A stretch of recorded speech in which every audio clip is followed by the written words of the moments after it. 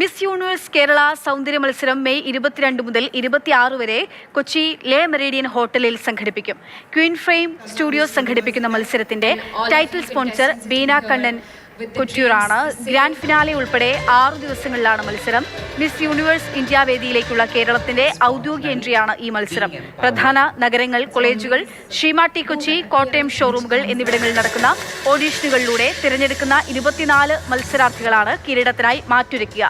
25-ന് കൊച്ചി ഷീമാട്ടിയിലെ ബീന കണ്ണൻ കൊട്ടിയൂരിൽ semi final അരങ്ങേറും. ഷീമാട്ടി സിഇഒയും ലീഡ് ഫാഷൻ ഡിസൈനറുമായ Beena Kannan, Miss Universe India 2025 വിജയി Manika Vishwakarma, Miss Universe India chairman Nikhil Anand എന്നിവരാണ് സെമി ഫൈനലിൽ വിധികർത്താക്കളായി എത്തുന്നത്.